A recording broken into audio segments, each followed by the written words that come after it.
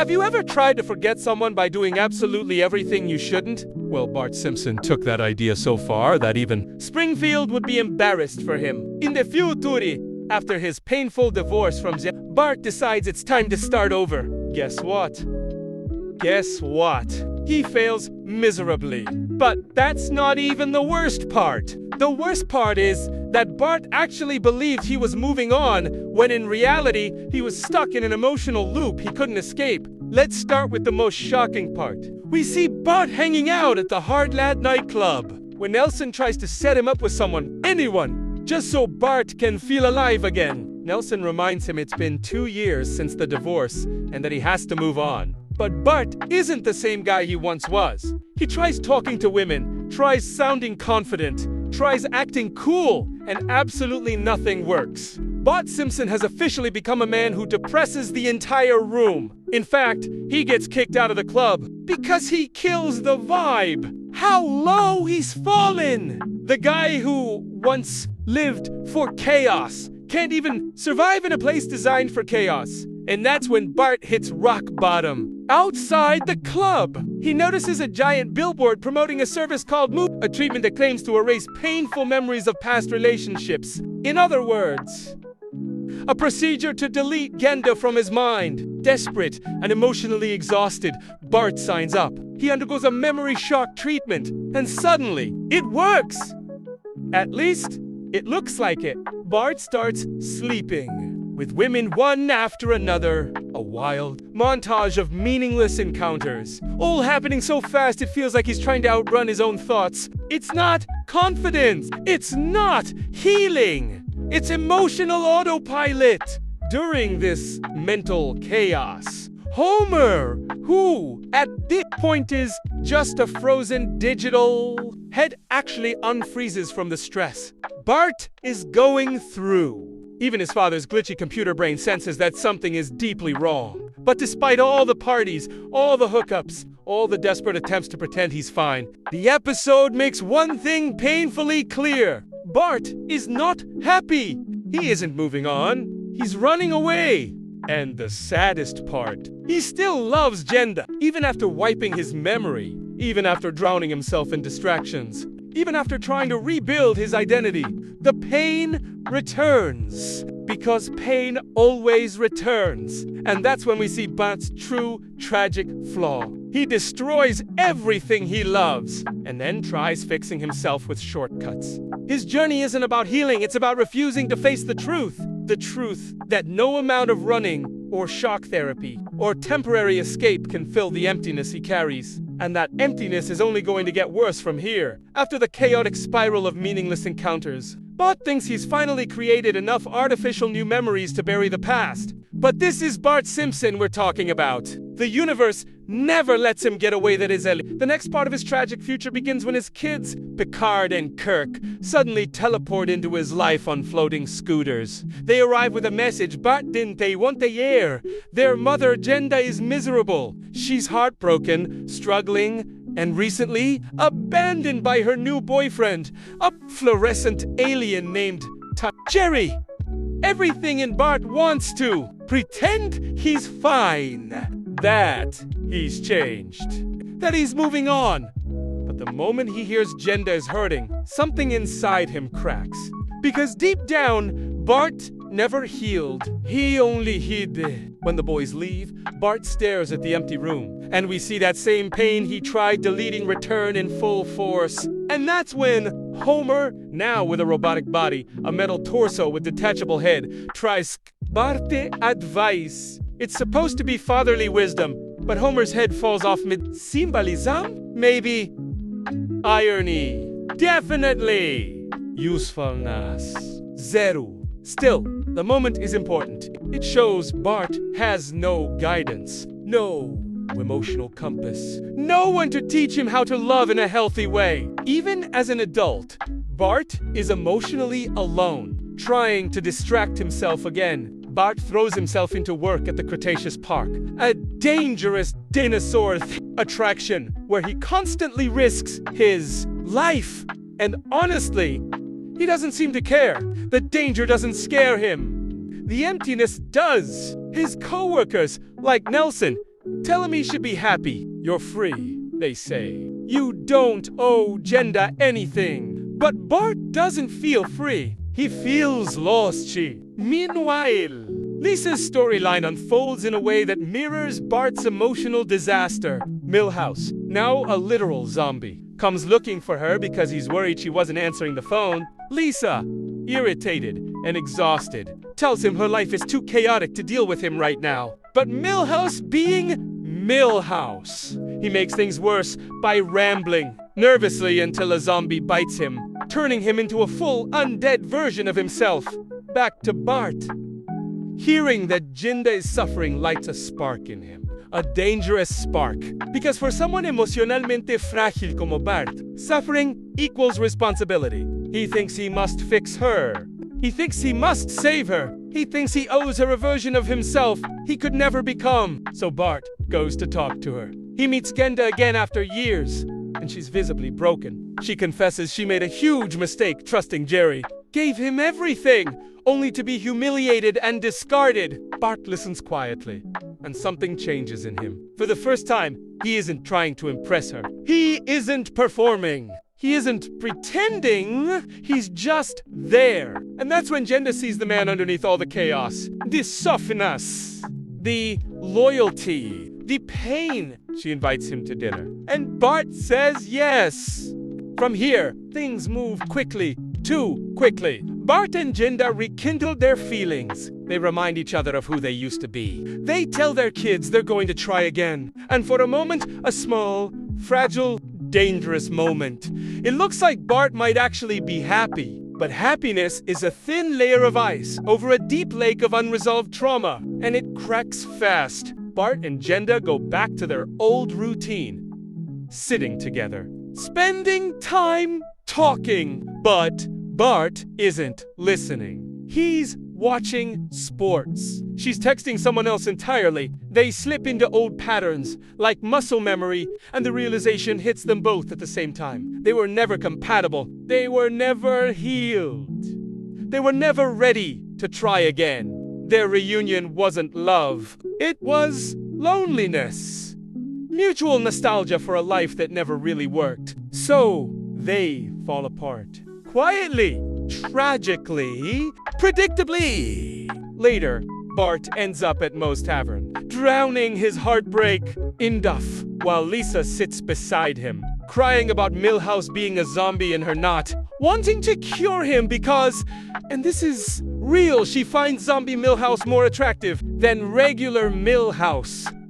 Bart tries comforting her, but both of them are emotional disasters. Even Marge is there, hiding behind a giant plant, whispering that they don't know what a hard marriage looks like. Marge gives them advice. When you choose with your heart, you stick to it. But that advice hits Bart harder than it hits Lisa, because Bart did choose with his heart Jenda, and it destroyed him. Again.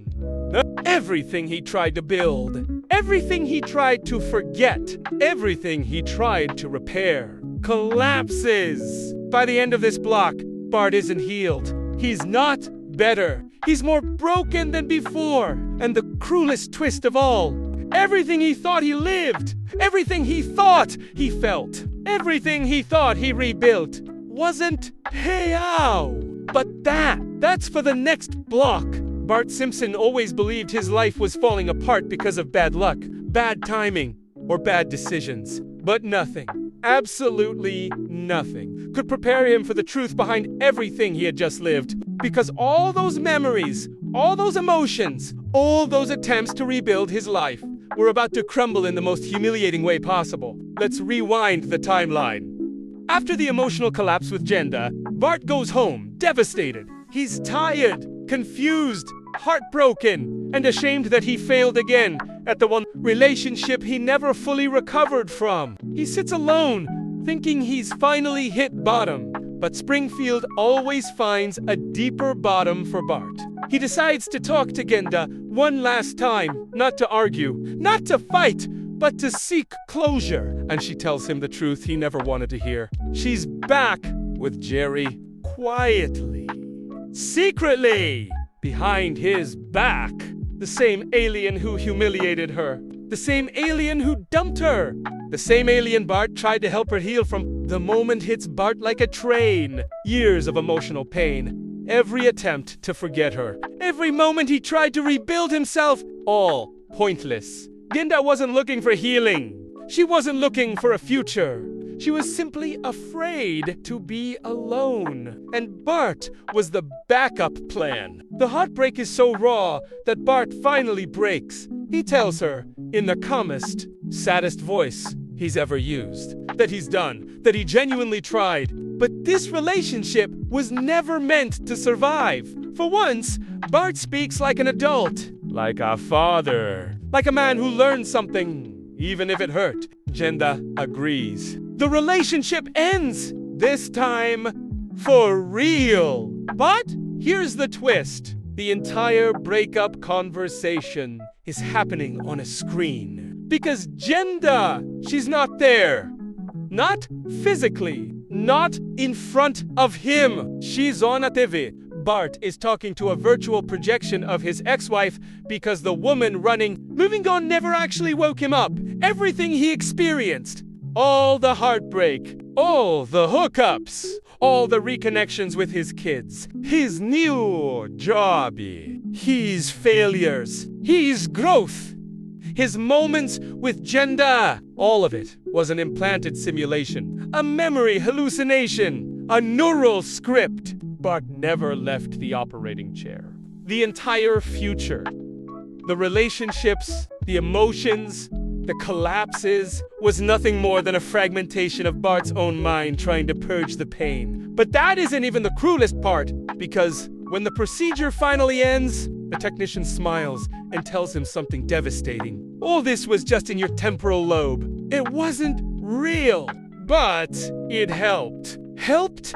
How? Bart went through heartbreak after heartbreak, rejection after rejection, trauma after trauma, all inside a fake reality. He lived entire emotional years inside his own head just to get over someone. And yet, he still doesn't feel healed. As he leaves the clinic, Bart looks broken. Not emotionally, spiritually, like someone who lived an entire life that evaporated in seconds. Meanwhile, Lisa is dealing with her own chaos.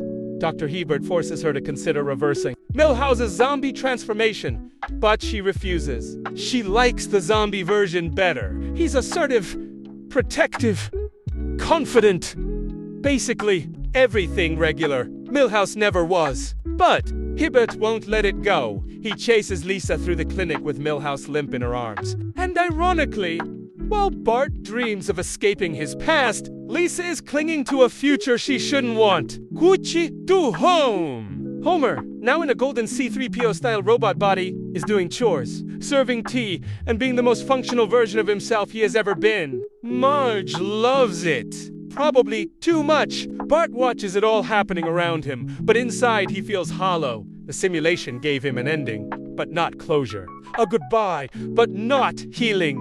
A lesson, but not peace. And then the final blow happens. Milhouse returns as a zombie, hands Lisa a dead flower, and she melts for him. A messed up fairy tale. And Bart, he stands there realizing everyone in the Simpson family has someone, even zombie Milhouse.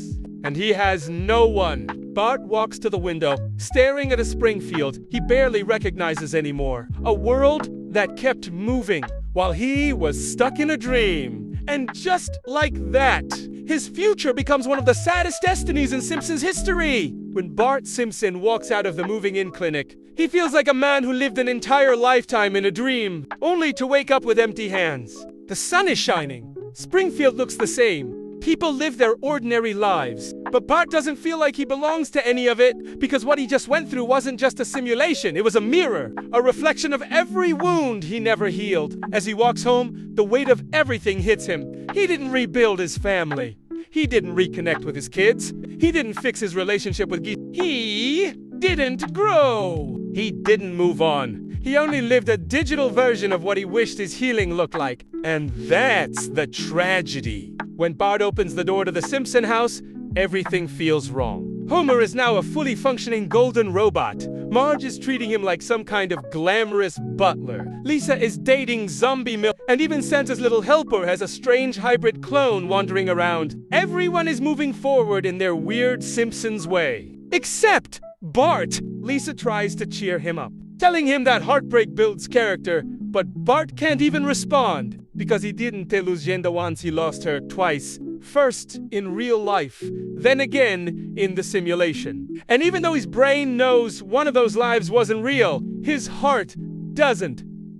Pain doesn't care about logic. It cares about memory. And Bart has too many. Later that night, Bart sits alone on the roof of the house, watching the lights of Springfield flicker in the distance. For the first time in his life, he allows himself to sit with the pain instead of running from it. No distractions, no shock treatments, no hollow relationships, just silence. And something strange happens. He doesn't break. He doesn't fall apart. He doesn't collapse. He breathes. Because the one thing the simulation never taught him, the one thing he never tried, was simply facing the truth. Healing isn't forgetting. Healing is accepting. And while the simulated Bart ran from his past, the hale Bart, the one sitting under the night sky, is finally ready to stop running. The episode ends with a surprisingly human moment. No huge twist. No biggie joke. No chaotic Simpsons explosion. Just Bart alone. But finally honest. He looks at the horizon and whispers to himself, I'll be okay. Not because he's healed. Not because he's happy. Not because he found someone new. But because, for the first time, Bart isn't trying to fill the emptiness, he's learning to understand it. And that's what makes this future one of the most tragic, but also one of the most real stories Bart Simpson ever lived.